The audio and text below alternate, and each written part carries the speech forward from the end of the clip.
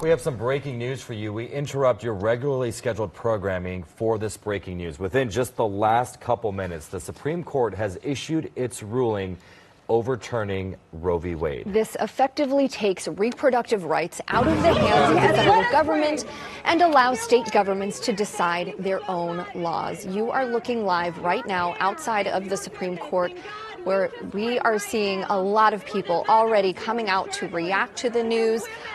People have been gathering for the past week or two, the past couple of weeks, waiting for this decision to come down. But this morning we saw a much bigger crowd coming out with the anticipation that this decision would come down today. We know that there are supporters of this decision. There are opponents all out there sharing their opinions.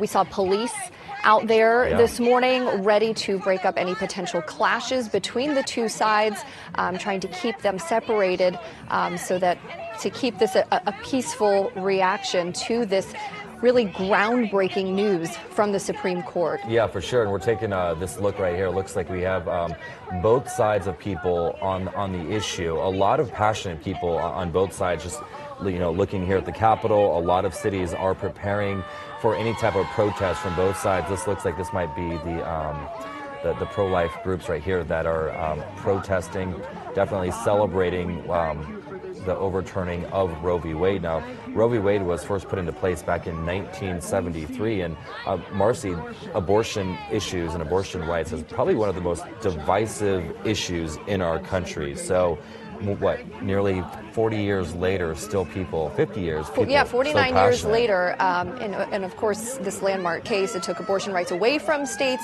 made abortion legal nationwide. And to give you some more background about today's decision, this pertains to the case of Dobbs versus Jackson Women's Health Organization, in which the Supreme Court heard Mississippi's appeal of a lower court decision that struck down the state's law banning abortion after 15 weeks of pregnancy as unconstitutional. Dobbs v. Jackson Women's Health Organization marked the first time that the court ruled on the constitutionality of pre-viability abortion bans since Roe. Yeah, so what this means is the court's ruling in Roe, it recognized that the decision whether to continue a pregnancy or have an abortion impacts the person's body, health, family, and future, and that it belongs to the individual, not the government. So the state of Mississippi, they asked the court not only to uphold its abortion ban, but to overrule Roe and find that there's no constitutional right to abortion. That's what we saw right now, this breaking news. So